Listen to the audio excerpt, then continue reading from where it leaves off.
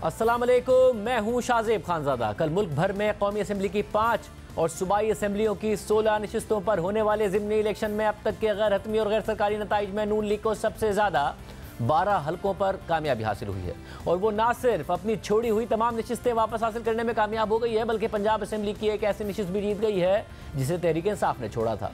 कल के ज़िमनी इलेक्शन में कौमी असम्बली के 5 हलकों में से नून लीग को 2 हलकों में कामयाबी मिली है, जबकि पीपल्स पार्टी और सुन्नी इत्तेहाद काउंसिल को एक नशिस्त मिली है और खैबर पख्तूनख्वा से एक नशिस्त पर आज़ाद उम्मीदवार के हाथों तहरीक इंसाफ को अपसेट शिकस्त का सामना करना पड़ा है। इसके अलावा पंजाब असम्बली की 12 में से 9 नशिस्तों पर नून लीग को कामयाबी मिली है और तमाम हलकों में ज़िमनी इलेक्शन के नताइज का आम इंतखाबात के नताइज से जायज़ा आपके सामने रखते हैं। कौमी असम्बली के हल्के NA 119 लाहौर में वज़ीर आला पंजाब मरियम नवाज की छोड़ी हुई नशिस्त पर इलेक्शन हुआ, जहां नून लीग दोबारा कामयाब हो गई है। गैर हतमी और गैर सरकारी नताइज के मुताबिक नून लीग के अली परवेज मलिक को 60,918 वोट मिले, जबकि सुन्नी इत्तेहाद काउंसिल के शहजाद फारूक को 34,094 वोट मिले। जबकि 8 फरवरी को होने वाले आम इंतखाबात पर नजर डालें तो इस हल्के में नून लीग और तहरीक इंसाफ दोनों का वोट बैंक कम हुआ है, मगर नून लीग की फतह का मार्जिन बढ़ गया है क्योंकि तहरीक इंसाफ का वोटर कम बाहर निकला है, क्योंकि 8 फरवरी को मरियम नवाज ने 83,855 वोट हासिल किए थे, जबकि शहजाद फारूक ने 68,376 वोट हासिल किए थे और यूं मरियम नवाज ने PTI के हिमायत याफ्ता आज़ाद उम्मीदवार से 15,479 वोटों से कामयाबी हासिल की थी। और कल होने वाले ज़िमनी इलेक्शन में नून लीग को 26,824 वोटों के फर्क से कामयाबी मिली है। इसके अलावा कसूर से कौमी असम्बली के हल्के NA 132 से शहबाज शरीफ कामयाब हुए थे, लेकिन उन्होंने लाहौर से कौमी असम्बली की नशिस्त अपने पास रखी थी, इसलिए कल इस हल्के में ज़िमनी इलेक्शन हुआ और एक दफ़ा फिर नून लीग कामयाब हो गई। नून लीग के मलिक रशीद अहमद खान 1,37,768 वोट लेकर कामयाब हो गए, जबकि सुन्नी इत्तेहाद काउंसिल के सरदार मोहम्मद हुसैन डोगर 86,000 वोट लेकर दूसरे नंबर पर रहे। और आम बात यह है कि इस हल्के से नून लीग ने अपना वोट बैंक बरकरार रखा है, लेकिन तहरीक इंसाफ का वोट बैंक काफ़ी कम हुआ है और नून लीग की फतह का मार्जिन भी बढ़ गया है, क्योंकि 8 फरवरी के इलेक्शन में शहबाज शरीफ ने 1,37,768 वोट हासिल किए थे, जबकि तहरीक इंसाफ के हिमायत याफ्ता सरदार मोहम्मद हुसैन डोगर को 1,11,116 वोट मिले थे और शहबाज शरीफ से उनकी शिकस्त का मार्जिन 26,116 वोट था, जो इस दफा बढ़कर 51,768 वोट हो गया है। यानी यहां भी एक बड़े मार्जिन से नून लीग जीती है। इसी तरह लाहौर से पंजाब असम्बली की नशिस्त PP 147 हमजा शहबाज ने खाली छोड़ी थी, क्योंकि उन्होंने कौमी असम्बली की नशिस्त अपने पास रखी थी और ज़िमनी इलेक्शन में दोबारा नून लीग कामयाब हो गई है। गैर हतमी और गैर सरकारी नताइज के मुताबिक नून लीग के मोहम्मद रियाज मलिक ने 31,841 वोट हासिल किए, जबकि आज़ाद उम्मीदवार मोहम्मद खान मदनी 16,548 वोट लेकर दूसरे नंबर पर रहे। आम बात यह है कि इस हल्के से भी दोनों उम्मीदवारों के वोट कम हुए हैं, लेकिन नून लीग की फतह का मार्जिन बढ़ गया है, क्योंकि 8 फरवरी के इलेक्शन के नताइज के मुताबिक हमजा शहबाज ने 51,838 वोट लिए थे और तहरीक इंसाफ के हिमायत याफ्ता मोहम्मद खान मदनी ने 46,494 वोट लिए थे और 5,344 वोट से हार गए थे, मगर इस दफ़ा उन्हें 15,293 वोटों से शिकस्त हुई है। इसी तरह PP 158 लाहौर से 8 फरवरी के इलेक्शन में शहबाज शरीफ कामयाब हुए थे, लेकिन वो कौमी असम्बली चले गए, इसलिए कल इस हल्के में ज़िमनी इलेक्शन हुआ और दोबारा नून लीग ही कामयाब हो गई। कल के गैर हतमी और गैर सरकारी नताइज के मुताबिक नून लीग के चौधरी मोहम्मद नवाज को 39,946 वोट मिले, जबकि सुन्नी इत्तेहाद काउंसिल के मोनिस इलाही को 27,980 वोट मिले। आम बात यह है कि जहां इस हल्के में नून लीग के वोट बैंक में थोड़ा बहुत इजाफा हुआ, तो वहीं शिकस्त के बावजूद तहरीक इंसाफ का वोट बैंक भी काफ़ी बढ़ा और शिकस्त का मार्जिन भी कुछ कम हुआ है, क्योंकि 8 फरवरी के इलेक्शन में शहबाज शरीफ को 38,642 वोट मिले थे और तहरीक इंसाफ के हिमायत याफ्ता उम्मीदवार चौधरी यूसुफ अली को 23,847 वोट मिले थे और उनकी शिकस्त का मार्जिन 14,795 था, जो अब 11,966 वोट्स रह गया है। इसके अलावा शहबाज शरीफ ने लाहौर से ही पंजाब असम्बली की नशिस्त PP 164 खाली छोड़ी थी, जिस पर कल ज़िमनी इलेक्शन हुआ तो दोबारा नून लीग कामयाब हो गई। गैर हतमी और गैर सरकारी नताइज के मुताबिक नून लीग के मोहम्मद राशिद मिन्हास 31,499 वोट लेकर कामयाब हुए, जबकि सुन्नी इत्तेहाद काउंसिल के मोहम्मद यूसुफ 25,781 वोट लेकर दूसरे नंबर पर रहे और इस हल्के से नून लीग ने अपना वोट बैंक बढ़ाया है, जबकि तहरीक इंसाफ का वोट बैंक थोड़ा सा कम हुआ है, जिससे नून लीग की फतह का मार्जिन भी बढ़ गया है, क्योंकि 8 फरवरी के आम इंतखाबात में शहबाज शरीफ को इस हल्के से 27,099 वोट मिले थे, जबकि तहरीक इंसाफ के हिमायत याफ्ता मोहम्मद यूसुफ को 25,919 वोट मिले थे और उनकी शिकस्त का मार्जिन 1,180 वोट था, जो अब 5,718 वोट्स हो गया है। इसके अलावा लाहौर के हल्के PP 149 से इस्तेकाम पाकिस्तान पार्टी के अलीम खान कामयाब हुए थे और ये निशिस्त उन्होंने कौमी असेंबली में जाने के लिए छोड़ दी थी और कल ज़िमनी इलेक्शन में यहाँ से दोबारा इस्तेकाम पाकिस्तान पार्टी जीत गई है। गैर हतमी और गैर सरकारी नताइज के मुताबिक इस्तेकाम पाकिस्तान पार्टी के मोहम्मद शुएब सिद्दीकी ने 38,537 वोट लिए, जबकि सुन्नी इत्तेहाद काउंसिल के ज़ीशान रशीद 24,206 वोट लेकर दूसरे नंबर पर रहे। और आम बात यह है कि इस हल्के में 8 फरवरी के इलेक्शन के मुकाबले में दोनों जमातों का वोट बैंक कम हुआ है, लेकिन तहरीक इंसाफ की शिकस्त का मार्जिन बढ़ गया है क्योंकि जनरल इलेक्शन में अलीम खान को 51,756 वोट मिले थे, जबकि तहरीक इंसाफ के हिमायत याफ्ता ज़ीशान रशीद को 47,998 वोट मिले थे और उनकी शिकस्त का मार्जिन 3,758 था। जबकि इस दफ़ा इस्तेकाम पाकिस्तान पार्टी 14,331 वोट्स के फर्क से कामयाब हुई है। इसके अलावा पंजाब असेंबली के हल्के PP 36 वज़ीराबाद से तहरीक इंसाफ की छोड़ी हुई नशिस्त पर नून लीग कामयाब हो गई है। कल के इलेक्शन में नून लीग के अदनान अफजल चट्ठा को 74,779 वोट मिले, जबकि सुन्नी इत्तेहाद काउंसिल के मोहम्मद फयाज चट्ठा को 58,682 वोट मिले और वो दूसरे नंबर पर रहे। 8 फरवरी के इलेक्शन के मुकाबले में नून लीग के वोट बैंक में 25,551 वोट्स का इजाफा हुआ, जबकि तहरीक इंसाफ के वोट बैंक में 28,867 वोट की कमी आई। इसके अलावा PP 93 बखर से भी नून लीग को आज़ाद उम्मीदवार की छोड़ी हुई नशिस्त पर कामयाबी मिली है। इस हल्के से ज़िमनी इलेक्शन में नून लीग के टिकट पर सईद अकबर खान नवानी 62,058 वोट लेकर कामयाब हुए हैं। आम इंतखाबात में यहाँ से आज़ाद उम्मीदवार इनायत शाहानी कामयाब हुए थे, जबकि सईद अकबर नवानी ने आम इंतखाबात में इस हल्के से इलेक्शन नहीं लड़ा था। इसके अलावा पंजाब असेंबली के हल्के PP 54 नारोवाल से नून लीग ने अपनी नशिस्त दोबारा जीत ली है। ये नशिस्त नून लीग के रहनुमा एहसन इकबाल ने छोड़ दी थी और अब उनके बेटे अहमद इकबाल चौधरी 60,351 वोट लेकर यहाँ से कामयाब हो गए हैं, जबकि सुन्नी इत्तेहाद काउंसिल के उवैस कासिम को 46,686 वोट मिले हैं। इस हल्के से एहसन इकबाल के मुकाबले में उनके बेटे अहमद इकबाल को ज़्यादा वोट मिले हैं, जबकि उवैस कासिम का वोट बैंक भी बढ़ गया है। आम इंतखाबात में एहसन इकबाल को 33,243 वोट मिले थे और उवैस कासिम को 31,060 वोट मिले थे, जिसका मतलब है कि नून लीग के वोट बैंक में 27,000 वोट्स का इजाफा हुआ है, जबकि सुन्नी इत्तेहाद काउंसिल के उम्मीदवार उवैस कासिम के वोट बैंक में 15,626 वोट्स का इजाफा हुआ है। इसी तरह PP 22 चकवाल से नून लीग अपनी नशिस्त दोबारा जीत गई है। नून लीग के फलक शेरवान 58,845 वोट लेकर कामयाब हो गए हैं, जबकि सुन्नी इत्तेहाद काउंसिल 49,970 वोट लेकर दूसरे नंबर पर रही। अहम बात यह है कि आम इंतखाबात के मुकाबले में इस हल्के से नून लीग और तहरीक इंसाफ दोनों का वोट बैंक कम हुआ है। तहरीक इंसाफ के वोट बैंक में 4,107 वोट्स की कमी आई है, जबकि नून लीग को 2,869 वोट्स कम पड़े हैं। इसके अलावा शेखुपुरा से पंजाब असेंबली के हल्के PP 139 से भी नून लीग दोबारा जीत गई है। इस हल्के से पहले नून लीग के राना तनवीर हुसैन कामयाब हुए थे, जिन्होंने कौमी असेंबली की नशिस्त अपने पास रखी थी। गैर हतमी और गैर सरकारी नताइज के मुताबिक ज़िमनी इलेक्शन में नून लीग के राना अफजाल हुसैन 46,585 वोट्स लेकर कामयाब हो गए हैं, जबकि सुन्नी इत्तेहाद काउंसिल के एजाज हुसैन भट्टी 29,833 वोट लेकर दूसरे नंबर पर रहे। और हम बात यह है कि आम इंतखाबात के मुकाबले में यहाँ नून लीग का वोट बैंक बढ़ गया है, जबकि तहरीक इंसाफ का वोट बैंक कम हुआ है, जिससे नून लीग की फतह का मार्जिन भी बढ़ गया है।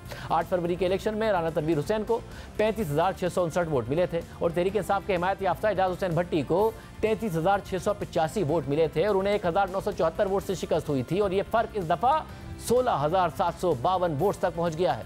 इसी तरह पंजाब असेंबली के हल्के PP 132 गुजरात से पहले काफ लीग के चौधरी सालिक हुसैन कामयाब हुए थे, जो साथ ही कौमी असेंबली की नशिस्त भी जीत गए थे। इसलिए कल इस हल्के में ज़िमनी इलेक्शन हुआ तो दोबारा काफ लीग ही जीत गई। गैर हतमी और गैर सरकारी नताइज के मुताबिक काफ लीग के मूसा इलाही 71,357 वोट्स लेकर कामयाब हुए, जबकि सुन्नी इत्तेहाद काउंसिल के चौधरी परवेज इलाही 37,106 वोट्स लेकर दूसरे नंबर पर रहे। आम बात यह है कि इस हल्के से काफ लीग का वोट बैंक बढ़ गया है और तहरीक इंसाफ का वोट बैंक कम हो गया है, जिससे चौधरी परवेज इलाही की शिकस्त का मार्जिन भी बढ़ गया है। पहले उन्हें 10,902 वोट से शिकस्त हुई थी और अब 34,251 वोट्स के फर्क से शिकस्त हुई है। मगर इस हल्के में तहरीक इंसाफ धांधली की शिकायत कर रही है और साथ ही कुछ वीडियोस भी सामने आई हैं जिनमें पोलिंग स्टेशन के अंदर ठप्पे लगाते हुए देखा जा सकता है और यह मामला तहकीक तलब है। इसके अलावा पंजाब असेंबली के नशिस्त PP 290 डेरा गाजी खान से भी नून लीग जीत गई है, जबकि रहीम यार खान से पंजाब असेंबली की नशिस्त पर PP 266 से पीपल्स पार्टी जीत गई है। पंजाब के अलावा खैबर पख्तूनख्वा में भी कौमी असेंबली की 2 नशिस्तों पर इलेक्शन हुआ, जिसमें एक नशिस्त पर सुन्नी इत्तेहाद काउंसिल कामयाब हुई,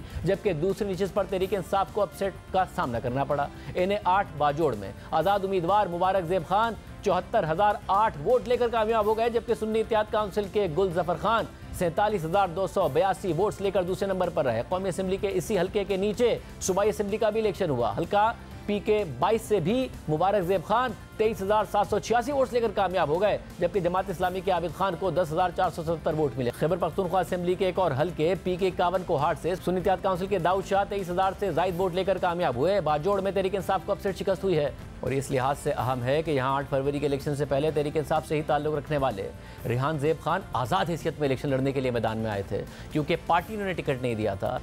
मगर 31 जनवरी को उन्हें कत्ल कर दिया गया, जिसके बाद इलेक्शन मुलतवी हो गया। और कत्ल के इस वाक़े के बाद तहरीक इंसाफ के सोशल मीडिया अकाउंट से कहा गया कि रेहान ज़ेब खान तहरीक इंसाफ के उम्मीदवार थे। हालांकि तहरीक इंसाफ ने तो उन्हें टिकट ही नहीं दिया था और वो आज़ाद हैसियत में खड़े हुए थे। और अब ज़िमनी इलेक्शन में भी तहरीक इंसाफ ने रेहान ज़ेब खान के भाई के बजाय गुल जफ़र को टिकट दे दिया और पार्टी को शिकस्त हो गई। और ख़ुद तहरीक इंसाफ के सोशल मीडिया अकाउंट्स ने इस हवाले से पार्टी पर शदीद तनकीद की है। मगर अब तहरीक इंसाफ मुल्क भर में कल होने वाले ज़िमनी इलेक्शन को भी धांधली ज़दा करार दे रही है और एहतजाज की कॉल दे रही है। आज मिनिस्टर गौहर खान और उमर अयूब ने प्रेस कॉन्फ्रेंस करते हुए ज़िमनी इलेक्शन को ढोंग करार दिया और जुम्मे को एहतजाज की कॉल दे दी। जो कल का 21 अप्रैल का बाई इलेक्शन पाकिस्तान के मुख्तलिफ हलकों में हुआ और बिलखसूस पंजाब में, ये एक ढोंग रचाया गया था। इस फिक्टिशियस रिग्ड इलेक्शन के ऊपर हमारा इस जुमे हमारे पूरे पाकिस्तान में चारों सूबों में हम लोग एक मुजाहरे की कॉल का ऐलान करते हैं और वो भरपूर तरीके से होगा। रैलीज निकालेंगे। फैसलाबाद का जलसा उसका भी हम लोग ऐलान कर रहे हैं। गुजरात में भी एक शानदार जलसा जिसका अगले चंद दिनों में आपको तारीख दी जाएगी। इसी तरह आपके जनूबी पंजाब में पिंडी के इलाका और गिरदुनवा में यहाँ पे हम लोग करेंगे और सेंट्रल पंजाब के इलाकों में हम लोग ये जलसे का इनेकाद करेंगे। कराची के बाद अंदरूने सिंध में भी जलसे करेंगे और उसके साथ साथ KPK में भी भरपूर हमारे जलसे होंगे। इस पूरी सूरत हाल में आज नून लीग पंजाब के सदर राना सनाउल्लाह ने एक टीवी इंटरव्यू में नईम अशरफ भट्ट से बात की और कहा कि नवाज शरीफ ने मज़ाहमत की सियासत की, मगर इस मरतबा मज़ाहमत की सियासत हमारे हिस्से में नहीं रही और दूसरी तरफ चली गई। इमरान खान ने मज़ाहमत की सियासत की है, मेरी तवक्को नहीं थी कि वो ऐसा कर सकेंगे। इसके अलावा राना सनाउल्लाह ने गुज़िश्ता रोज़ जियो न्यूज़ के प्रोग्राम में पाकिस्तान में बात करते हुए कहा कि अगर तहरीक इंसाफ की क़यादत बातचीत पर आमादा हो तो इमरान खान की रिहाई का तरीका निकाल सकते हैं। जब आप बैठते हैं और बात करते हैं तो नामुमकिन मसले भी हल हो जाते हैं। इस सब पर बात करेंगे। खुद राना सनाउल्लाह साहब हमारे साथ मौजूद। राना साहब बहुत शुक्रिया मुझे ज्वाइन करने के लिए। राना साहब, ज़ाहिर है जो इलेक्शन हुए उनमें आप लोगों को फतह हासिल हुई है, आपकी विक्ट्री का मार्जिन ज़रूर बढ़ा है, मगर 2 हलकों के अलावा आपका वोटर कम निकला, तहरीक इंसाफ का आपसे भी कम निकला। मगर तहरीक इंसाफ अब ये दावा कर रही है कि धांधली हुई है। जुम्मे से वो एहतजाज की तरफ जा रहे हैं, मुल्क भर में धांधली के खिलाफ एहतजाज होगा। आपकी अब जो भी विक्ट्री है उस पर धांधली का ही इल्ज़ाम सामने आता है, चाहे वो 8 फरवरी के इंतखाबात हो या आपका मामला हो। शाहजेब, ये इल्ज़ाम जो है ये तो यानी हर इलेक्शन का खासा है। और आप अगर पीछे भी चले जाएं और बल्कि 77 तक चले जाएं तो यहाँ पे हर इलेक्शन जो है वो उसके बाद हारने वाले ने कहा है कि धांधली हुई है, जीतने वाले ने कहा है कि जी ठीक हुआ है। तो ये मामला जो है ये जब तक सियासी जमातें या सियासतदान जो है वो बैठ के कुछ असूल तय नहीं करते तो उस वक्त तक मेरा नहीं ख्याल एक सियासी वर्कर के तौर पे कि ये मसला जो है वो हम हल कर पाएंगे। जब 2018 का इलेक्शन हुआ था तो जब यही बातें हम कर रहे थे तो उस वक्त इमरान खान साहब जो है वो जो कह रहे थे वो आपके सामने है और उससे कुछ मिलता जुलता ही जो है वो अब हमारी तरफ से है और उनकी तरफ से जो है वो ये है कि जी उनके साथ धांधली हुई है। तो इलेक्शन का सिस्टम जो है ये सियासी जमातों ने बैठ के इसको दुरुस्त करना है। आइन में अमेंडमेंट्स अगर रिक्वायर्ड हैं तो वो करनी है, कानून अगर इस बारे में बनना है तो वो पार्लियामेंट ने मगर राना साहब देखिए, एक वोटर टर्नआउट अचानक उनका कम हो गया है, वो उस पर इल्ज़ाम लगा रहे हैं। मसला ये है कि आपका खुद का स्टेटमेंट है कि इमरान खान ने मज़ाहमत की, मज़ाहमत का उन्हें फ़ायदा हुआ, हमने मुफाहमत की, जब तक हम मज़ाहमत कर रहे थे हमें बहुत फ़ायदा हो रहा था। मगर अभी ये अंदाज़ा लगाना है कि हमें इमरान खान की मज़ाहमत की वजह से नुकसान हुआ या अपनी मुफाहमत की वजह से हुआ है। तो आपकी तो अभी भी मुफाहमत जारी है, उनकी मज़ाहमत जारी है, अचानक उनका वोट बैंक कैसे इतना कम हो गया? लेकिन उनकी मज़ाहमत के बाद जो है वो जो उनका यानी एक हठधर्मी है कि वो किसी मामले को हल की तरफ जो है वो लेके जाने को तैयार नहीं है तो उसका फिर नुकसान भी तो उन्हें पहुंचना है ना, क्योंकि वोटर सपोर्टर जो है वो ये भी तो देखता है ना कि उनकी जमात या उनका लीडर या जिसको वो सपोर्ट करते हैं तो वो मामले को किसी किनारे भी तो लगाए ना। अब उनका जो ये यानी एक ऐसा रवैया है कि वो किसी बात को जो है वो मानने को तैयार नहीं है, किसी के साथ बैठने को तैयार नहीं है, किसी के साथ गुफ्तगू करने को तैयार नहीं है। तो इसका अल्टीमेट लूजर जो है वो फिर जो है वो पाकिस्तान होगा। अल्टीमेट लूजर जो है वो पूरी कौम होगी। वैसे मगर देखिए 8 फरवरी से पहले भी तो यही रवैया था ना, इमरान खान साहब का रवैया कोई अचानक थोड़ी बदला है इलेक्शन के बाद, मगर उसके बावजूद उनका वोटर सपोर्टर निकला और उन्हें वोट डाला गया, जिस पर उनका इल्जाम है कि इलेक्शन तो वो जीते हैं, आप लोगों को तो जबरदस्ती जिताया गया। तो 8 फरवरी को कैसे निकल गया उनका वोटर सपोर्टर? नहीं, मामला ये है कि अगर वो इलेक्शन जीते हैं और उनको जबरदस्ती हरवाया गया है तो सिस्टम में वो मौजूद है ना, उन्होंने सिस्टम को छोड़ा तो नहीं है, वो पार्लियामेंट में मौजूद है, वो बाकी सारे जो है वो पार्टिसिपेशन कर रहे हैं। तो वो सिस्टम के तहत जो एक निज़ाम है इलेक्शन ट्रिब्यूनल्स का या अदालतों का, तो उसको वो बुरे कार लाएं और अपनी जीत को साबित करें और बस इक़्तिदार आ जाएं। सर मगर जब आप ये कहते हैं कि इनकी हठधर्मी की वजह से जो है इनका वोटर सपोर्टर नहीं निकला, या तो हठधर्मी की वजह से नहीं निकला, फिर इसलिए नहीं निकला कि उन्होंने 8 फरवरी को देख लिया कि जब हम निकले तब भी हमने बैलेट बॉक्स में तो अपना वोट डाला मगर बाद में नहीं निकला, तो फिर फायदा क्या है अपने घर से निकलने का जब वोट बैलेट बॉक्स से नहीं निकलना हमारा डाला गया? देखिए, ये दोनों चीजें हो सकती हैं। देखिए शाहजेब, जो ज़िमनी इलेक्शन है उसमें वैसे भी रूटीन यानी जनरली टर्न आउट जो है वो बड़ा कम होता है, क्योंकि आम वोटर जो है उसकी दिलचस्पी कम हो जाती है, और जो आपका वोटर सपोर्टर होता है यानी वोटर होने के साथ साथ आपका कारकुन भी होता है, वो लोग जो है वो निकलते हैं। तो मेरा ख्याल है कि जो 8 फरवरी के बाद जो पीटीआई की लीडरशिप का जो रवैया रहा है, जिस तरह से ये मामलात के ऊपर अपनी हठधर्मी करते हैं, और फिर जिस तरह के लोग इन्होंने ये जो नमूने इन्होंने इलेक्ट करके भिजवाए हैं असेंबली में, पार्लियामेंट में, वो आप देखें ना उनकी उनकी उनकी बातें, उनकी हरकतें और वो जो कर रहे हैं, तो ये इन चीज़ों ने भी उनका जो वोटर सपोर्टर है उसको मायूस किया है। जबकि हमारा वोटर सपोर्टर जो है वो पहले से 8 फरवरी में जो भी हमें थोड़ा धचका लगा तो उससे वो चार्ज हुआ है। तो मेरा ख्याल है कि ज़िमनी इलेक्शन में पीएमएलएन की पंजाब में परफॉर्मेंस जो है वो हर लिहाज से बेहतर रही है। वैसे मगर आपसे एक मसूब बयान आया सामने, आपने कहा कि अगर बात की जाए तो इमरान खान साहब की जो रिहाई का मामला है वो भी हो सकता है, मतलब आप खुद साबित कर रहे हैं कि इमरान खान साहब बात करने के लिए तैयार हों, किस तरह डील करने के लिए तैयार हों, तो वो बाहर भी आ सकते हैं। तो फिर ये अदालतें, केसेस, फैसले, इस सब पे तो आप खुद ही सवाल उठा रहे हैं।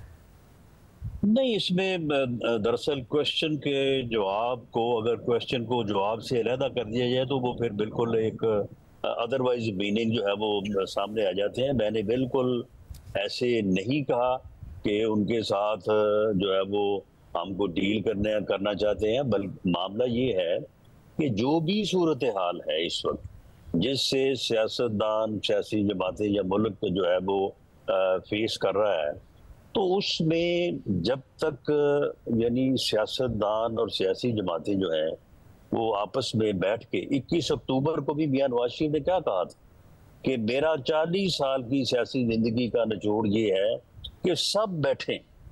उस सब में उन्होंने तमाम अदारों का भी नाम लिया था, और मेरा ख्याल है कि जुडिशरी भी बीच में शामिल थी, कि हम सब बैठें तो फिर हम मुल्क को इस बहरानी कैफियत से निकाल सकते हैं। तो सब अगर बैठेंगे तो फिर ये मामले सारे जो है वो अदालतों के भी और बाकी भी जो है वो उनका कोई ना कोई हल जो है, बेहतर हल जो मुल्क और कौम के मफाद में, वो निकल सकता है। मगर राज साहब जिस तरह खान साहब को सजाएं दी गई, केस के मेरिट की नहीं बात कर रहा हूँ, एक हफ्ते में 3 सजा दी गई 3 केसेस में, उसके बाद उन सजाओं ने बरकरार आपके ख्याल में रहना है और उसका नुकसान उन्हें हुआ या आप लोगों को हुआ? देखिए, जो सजाएं ये दी गई आखिरी हफ्ते में, और जिस जिस दिन सजा दी गई उससे 2-2, 3-3 दिन बानी पीटीआई जो है वो रेड अलर्ट में रहे और टेलीविजन पे रहे। इसी तरह से जब पहले भी इनके खिलाफ कोई कार्रवाई ऐसी हुई जिनका कोई हासिल वसूल कुछ भी नहीं था, यानी इनके कागजात रिजेक्ट हुए, बाद में सभी के जो है वो पास हो गए, सभी ने इलेक्शन में हिस्सा लिया। तो शोर उठा के जी इनके कागजात छीने जा रहे हैं, किसी के नहीं छीने गए, सबने जमा करवाए। तो इस किस्म की जो पब्लिसिटी या इस किस्म का जो प्रोपेगेंडा है वो हमेशा फिर जिसके लिए होता है तो उसको फायदा पहुंचाता है। तो ये सजाएं जो हैं ये अब अदालत ने दी हैं, तो अब हम इसके ऊपर क्या तबसरा करें वैसे मगर लेकिन मैं राज नहीं साहब समझता देख, मगर ये बात तो तय है ना, सियासी तौर अदालतें पे को उनका नुकसान हुआ है, उनका को फायदा ही हुआ होगा। मतलब मगर नुकसान तो जो है वो अगर पहुंचा है तो मुखालिफ को पहुंचा है। मुखालिफ को नुकसान पहुंचा है, क्योंकि ये तासुर के सजाएं दी नहीं है अदालतों ने, दिलवाई गई है। नवाज शरीफ साहब के केस में भी दी तो अदालत ने थी, मगर बाद में आ गया ना सामने की दिलवाई गई थी। तो ये दिलवाई गई थी तो ये बरकरार कैसे रहेंगी? उन्हें तो उम्मीद है कि जिस तरीके से अदालती माहौल है इस वक्त, इमरान खान साहब जल्द बाहर आ जाएंगे। आप लोगों से डायलॉग करके बाहर आने की जरूरत नहीं है उन्हें। नहीं, देखें, डायलॉग जो है वो बाहर आने के लिए नहीं, लेकिन जो जमातें पार्लियामेंट में मौजूद हैं, अब उनकी प्रेजेंस पार्लियामेंट में तो है, अक्सरियत नहीं है, अक्सरियत हमारी भी नहीं है, लेकिन कोलिशन जो है वो मौजूद है। तो पार्लियामेंट में जिन जमातों के पास रिप्रेजेंटेशन है या अवामी मैंडेट है, उनको तमाम मामलात को हल करने के लिए, रेगुलेट करने के लिए, या जिस तरह से आपने सजाओं के मुतल्लक बात की है, माहौल की बात की है, ये माहौल किसी वक्त हम इसको फेस कर रहे थे और हम ऐसी ही गुफ्तगू कर रहे थे कि जी ये क्या हो रहा है और क्या करवाया जा रहा है। तो इस सारे मसले का हल जो है ये पार्लियामेंट में है, और तमाम पार्लियामेंट में जो लोग जिनके पास अवामी मैंडेट है उनके इकट्ठे बैठने में है। अगर 18 के बाद बावजूद इसके कि उस वक्त हमारे साथ ज्यादती हो रही थी या हुई थी, उसके बावजूद हम बैठने को तैयार थे, ये बानी पीटीआई उस वक्त भी बैठने को तैयार नहीं थे। अगर उस वक्त बैठ के ये सारे मामले रिजॉल्व कर लिए जाते तो उसके बाद शायद फिर ऐसे हालात का सामना किसी को ना रहता।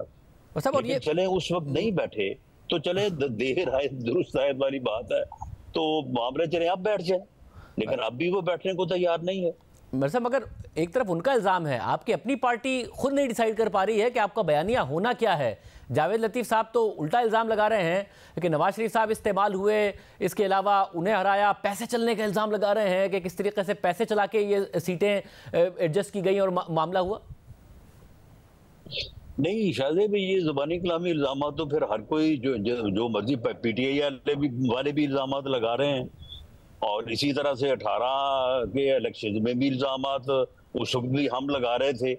तो मामला ये है कि इस तरह के इल्जाम जो है, अगर बशमूल मेरे जावेद लतीफ साहब के पास कोई एविडेंस है, 90 करोड़ रुपए कोई छोटी रकम तो नहीं है, तो वो ले आए, सामने ले आए, अदालत में ले जाए, इलेक्शन ट्रिब्यूनल में ले जाए। तो बाकी फिर जुबानी कलामी इल्जामात से तो कुछ हासिल नहीं होगा। ये हम पिछले जो है वो तमाम इलेक्शन से वो अब आप देखें 13 के इलेक्शन में वो 35 पेंशन थे, वैसे मगर रोज का जाहिर है मगर वो क्या बना बाद में फिर गलत साबित हुआ। इस वक्त आप जावेद लतीफ साहब के इल्जाम आपको दुरुस्त लगते हैं? जी नहीं, मेरी ऑब्जर्वेशन के मुताबिक ये इल्जाम गलत हैं। वैसे फिर पार्टी लीडरशिप रोकती क्यों नहीं है उन्हें इस किस्म के बयानात देने से? देखिए, अब वो सीनियर पार्लियामेंटेरियन भी हैं, रहे हैं, और हमारे सीनियर साथी हैं। हम उनसे बात कर सकते हैं, उनको ये कह सकते हैं कि जी अगर आपके पास कोई सबूत है तो आए लाएं, अदालत में चलते हैं और उसके मुताबिक जो है वो कार्रवाई, अगर उससे हमें कोई फायदा भी पहुंच सकता है तो हम लेते हैं। तो लेकिन अगर जुबानी कलामी वो ये बात करते हैं तो इसके ऊपर मैं समझता हूँ कि बात उनसे हो सकती है, लेकिन सियासी जमातों में कोई इस किस्म का कोई फौरी एक्शन जो है वो कभी भी मुनासिब नहीं रहा।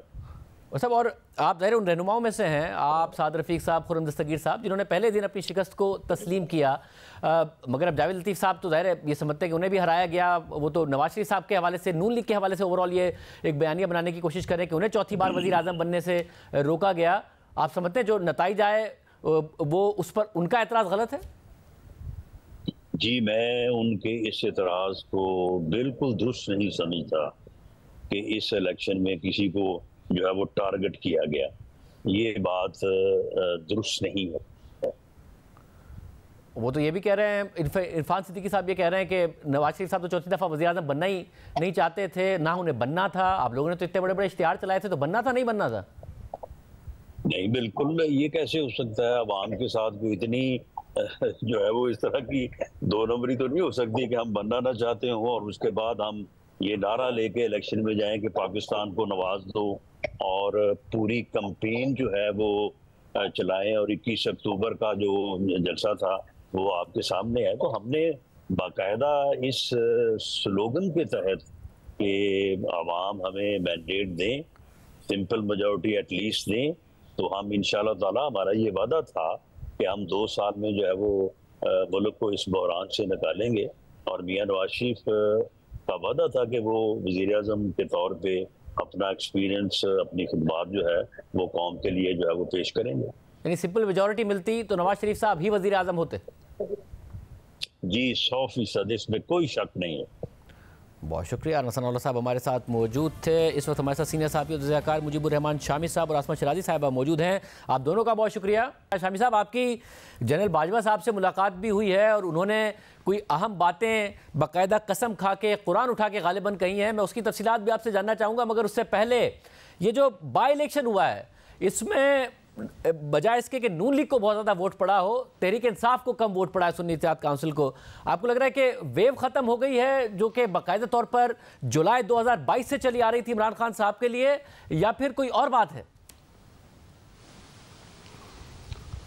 ये तो नहीं हम कह सकते कि वेव ख़त्म हो गई है, लेकिन मध्यम ज़रूर हो गई है। और देखें जो ये ज़िमनी इंतखाबात हैं, इनमें कोई सरगर्मी से हिस्सा भी नहीं लिया गया। ये दुरुस्त है कि रुकावटें भी थीं और पाबंदियां भी थीं और स्पीड ब्रेकर भी लगे हुए थे। इसके बावजूद जो पीटीआई और उसके इत्तेहादी हैं उन्होंने कुछ संजीदगी का मुजाहरा नहीं हुआ। वो जो कोयटा में जाके जलसा कर रहे थे, उनको चाहिए था कि लाहौर में जलसा करते, और मरियम नवाज़ ने जो सीट छोड़ी थी और वहाँ ज़िमनी इंतखाब हो रहा था उसको टेस्ट केस बनाते और एक हंगामा बर्पा कर देते। तो ऐसा तो उन्होंने कुछ नहीं किया। एक बिल्कुल ठंडे ठार माहौल में इंतखाबात हुए हैं, बस वो अखबारी बयान देते रहे और हम सुनते रहे। तो ये मतलब है कि कोई जोशो खरोश लोगों में था नहीं। हाँ, मुस्लिम लीग नून के वर्कर्स जो थे उन्होंने तो कुछ सरगर्मी दिखाई, लेकिन पीटीआई के वोटर्स तो मेरा ख्याल निकले नहीं है। आप लाहौर को देख लीजिए कि कितने वोट पड़े हैं, कोई 13%, कोई 16%, कोई 18%, बड़े कम वोट पड़े हैं। तो अगर ये पीटीआई के लोग कहाँ थे फिर? तो लगता है या तो बददिल हो गए या हौसला छोड़ बैठे या समझे कि भाई अब दीवार से टक्कर नहीं मारनी, या फिर उनके लीडर जो हैं उनको मोबिलाइज करने में कामयाब नहीं हुए। तो जो कुछ भी कहें आप, लेकिन बहरहाल इससे मुस्लिम लीग नून की जो तवानाई है उसमें इजाफा हुआ है और पीटीआई को बहरहाल एक सेटबैक लगा है। आसमा, आप बताइएगा, 8 फरवरी को तमाम ज़ाहिर रियासती एक पूरी मशीनरी उनके खिलाफ थी, उसके बावजूद वोटर सपोर्टर निकला, और जब तहरीक इंसाफ कहती है कि 8 फरवरी को धांधली हुई है तो उसके अगेंस्ट उनके केस को में मजबूती इसलिए नज़र आती है कि सबूत हैं, फॉर्म 45, फॉर्म 47, अब भी धांधली का ज़रूर इल्ज़ाम लगा रहे हैं, मगर अपना वोटर सपोर्टर नहीं निकला है। आपको लगता है कि मायूस हुआ है वो, कोई और वजह क्या हुआ है? जी बिल्कुल, मेरा ख्याल है शाहजेब कि ये तो कल का जो दिन था उसमें बहुत सारी चीज़ें या इशारे पाकिस्तान तहरीक इंसाफ के लिए छुपे हुए हैं। 8 फरवरी का आपने हवाला दिया। 8 फरवरी को अगर लोग निकले थे तो वो जो भी प्लानिंग थी या जिस तरह से भी कहा जा रहा था कि धांधली की जाएगी, वो उतनी कामयाब ना हो सकी, बावजूद इसके कि बहुत से इल्ज़ाम आज भी मौजूद हैं। उसकी वजह सिर्फ ये थी कि लोग निकले, उनको एक होप थी, उम्मीद थी कि इमरान खान साहब को जितवाएंगे, वज़ीर आज़म बनवाएंगे, उनके केसेस ख़त्म होंगे, उनको रिहाई होगी।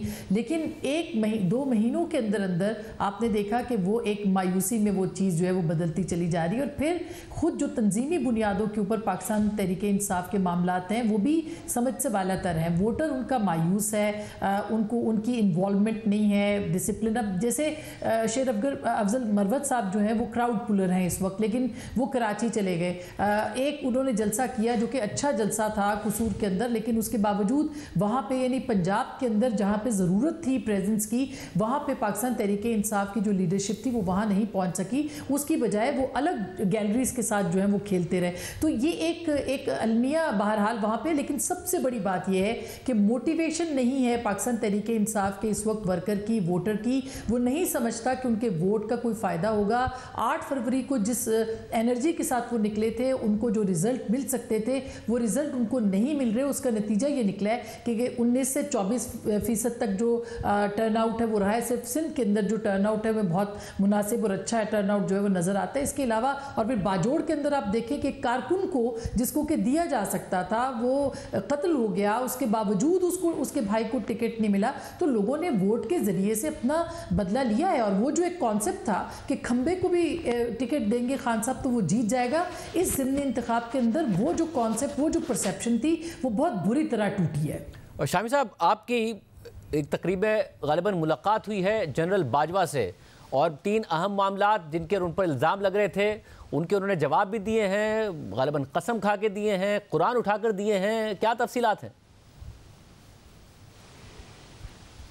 देखें, जनरल रहीमुद्दीन मरहूम जो हैं उनके पोते की शादी थी हमारे फ़ाइज़ रहीमुद्दीन साहब के बेटे साथ की, और वहाँ वो तशरीफ़ लाए और मोहम्मद मालिक साहब भी थे और मैं भी था।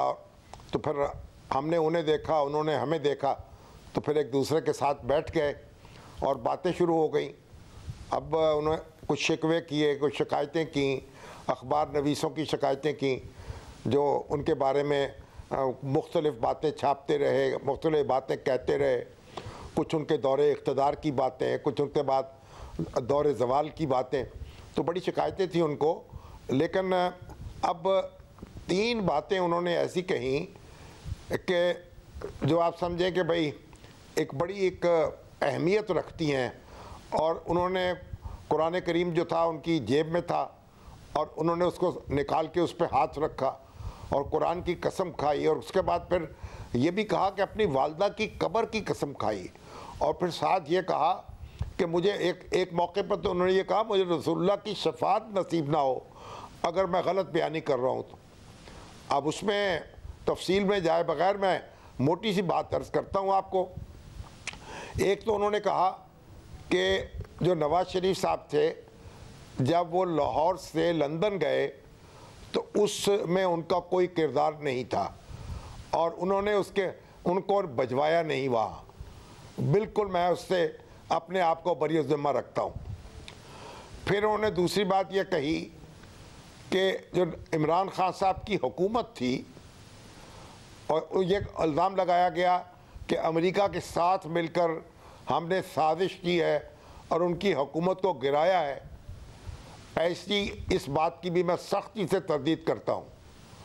और तीसरी बात ये कही और आखिरी बात, और बड़ी अहम बात है, उन्होंने कहा कि मैंने जो एक्सटेंशन की, जो आखिरी एक्सटेंशन कही जाती है ना, उसकी ख्वाहिश जाहिर नहीं की, ना किसी से तकाजा किया, ना उसके लिए कोशिश की, ना किसी से कोई मजबूरी किसी को मजबूर किया, और बिल्कुल मेरे ऊपर जो है झूठ बोला जा रहा है और इल्ज़ामात लगाए जा रहे हैं, और जो लोग जो भी जिसके मुंह में आता है वो कह देता है। तो ये 3 बातें हैं जो उन्होंने बयान की और बहरहाल इनकी बड़ी अहमियत है।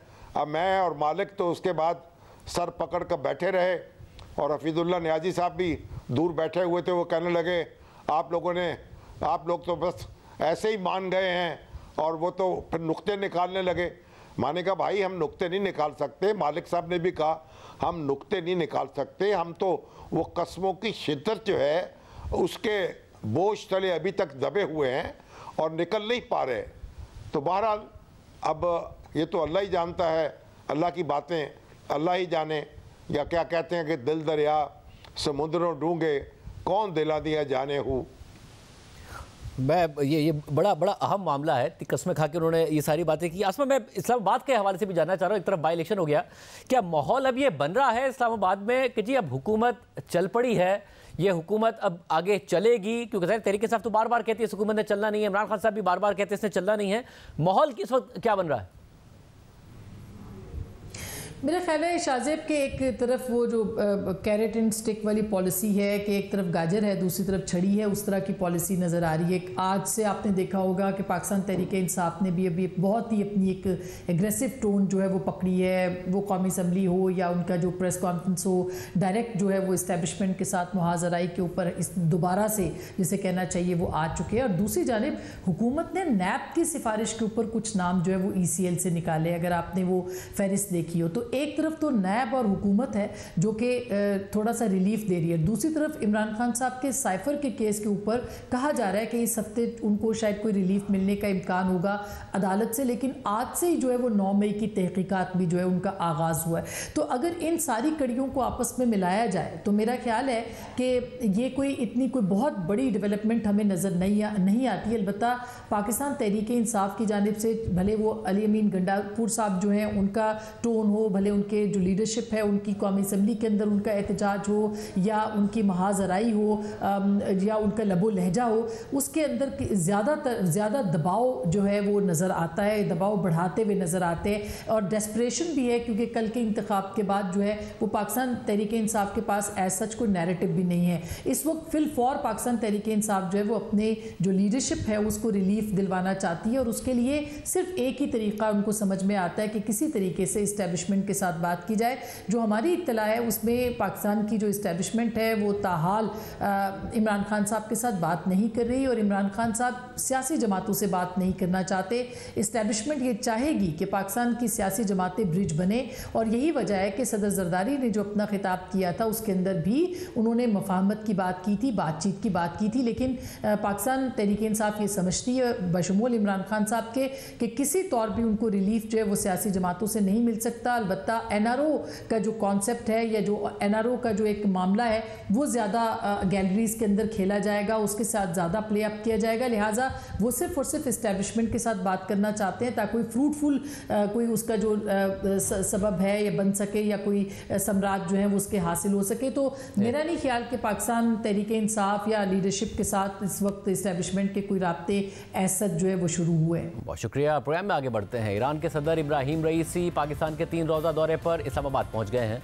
मौजूदा इलाकाई और बैनुल-अक़वामी हालात के तनाजुर में ईरानी सदर का दौरा अहमियत का हामिल है। 2017 के बाद किसी ईरानी सदर का यह पहला दौरा पाकिस्तान है, जबकि इस दौरे से पहले 2 तरफा ताल्लुकात उतार चढ़ाव का शिकार भी हुए हैं। 17 जनवरी को ईरान की सिक्योरिटी फोर्सेज ने पाकिस्तान की फ़िज़ाई हुदूद की खिलाफवर्जी करते हुए बलूचिस्तान के एक सरहदी गाँव सब्ज़कोह में रिहायशी इलाके को मिसाइल हमले का निशाना बनाया था, जिसके अगले ही दिन पाकिस्तान ने ऑपरेशन मर्ग बर समचार करते हुए ईरानी सूबे सिस्तान बलूचिस्तान में दहशतगर्दों पर हमला किया था। इसके बाद 2 तरफा ताल्लुकात में कशीदगी पैदा हो गई थी। दोनों ममालिक ने अपने अपने सफ़ीर वापस बुला लिए थे, लेकिन फिर फ़ौरन ही दोनों ममालिक के दरमियान आला सतह पर राब्ते बहाल हुए, सफ़ीर वापस भेजे गए और ताल्लुकात बहाल हो गए थे।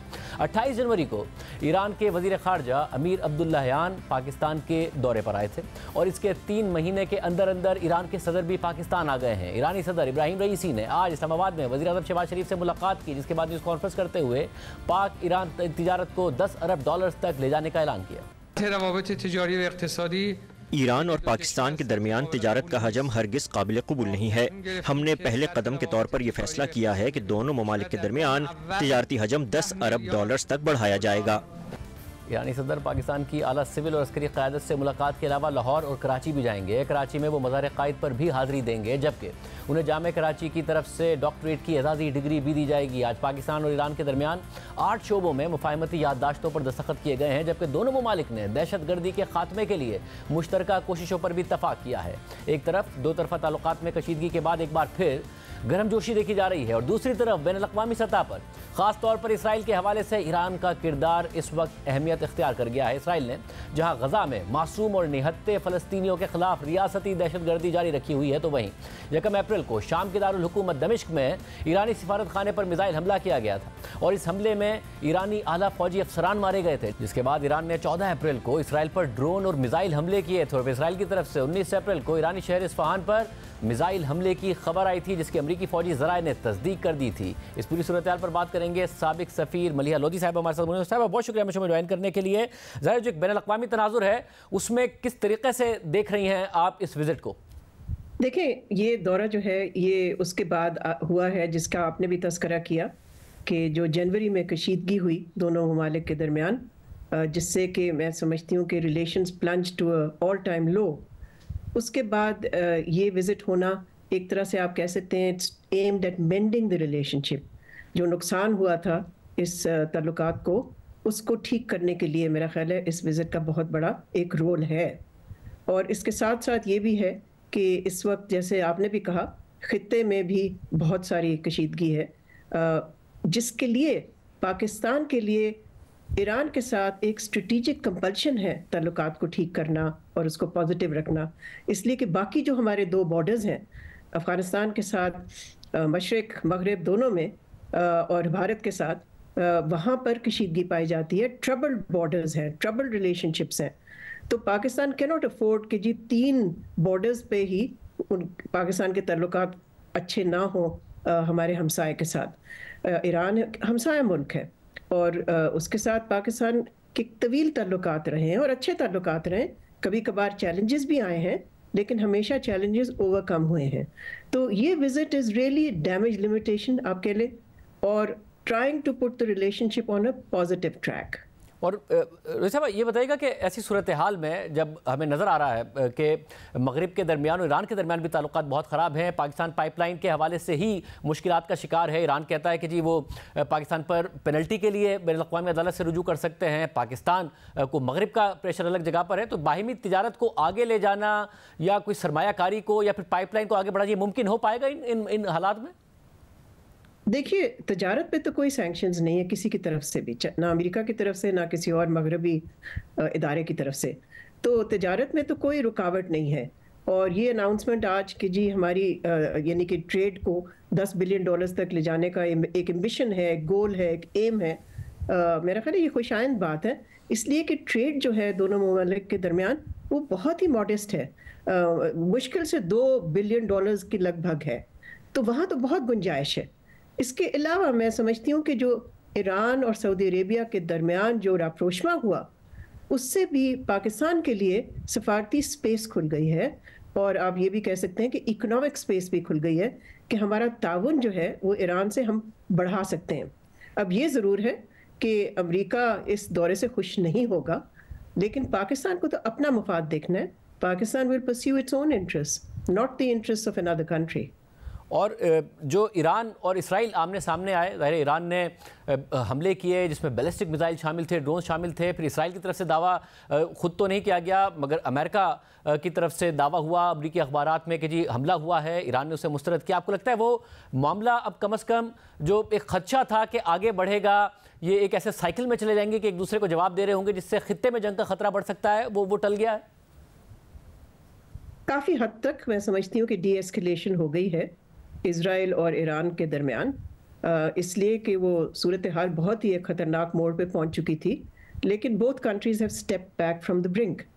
साथ साथ लेकिन ये भी हमें तस्लीम करना पड़ेगा कि जब तक इज़राइल अपनी जंग जारी रखता है गाज़ा पे, तब तक एक ख़तरा हमेशा रहेगा कि ये जंग खित्ते में फैल सकती है। और इसीलिए ज़रूरत इस बात की है कि वहाँ जंग बंदी हो और अमेरिका अपना रोल प्ले करे और इज़राइल को मजबूर करे कि वो इस जंग का खात्मा करें। और आपको लगता है कि हालात अब ऐसे हैं कि इस्राइल को मजबूर करे, क्योंकि एक ऐसी सूरत हाल नज़र आती है जिसमें बयानात ज़रूर अमेरिका की तरफ से दिए गए हैं मगर नेतन्याहू मानते नहीं नज़र आए हैं उन्हें? देखिए, दो पहलू हैं इसके। एक तो जो आपने कहा कि इजरायली हुकूमत जो है वो अमेरिका की नहीं सुन रही। दूसरा पहलू ये है कि अमेरिका में ये इंतखाबात का साल है, तो वो भी हावी हो रहा है सदर बाइडन पे, जो कि काफ़ी कमज़ोर पोजीशन पे है। तो जाहिर है वो चाहते हैं कि कोई ऐसा कदम ना लें जिससे कि जो जूइश वोट है अमेरिका में वो उनको छोड़ दे। वैसे तो उन्होंने मुसलमान वोट तो खो बैठे हैं वो, लेकिन ऑब्वियसली वो चाहते हैं कि कोई ऐसी चीज़ ना करें जिससे कि उनके इलेक्ट्रल चांसेस अफेक्ट हों। तो ये सूरत हाल को फिर और ज़्यादा कॉम्प्लिकेट कर रहा है और गंभीर बना रहा है।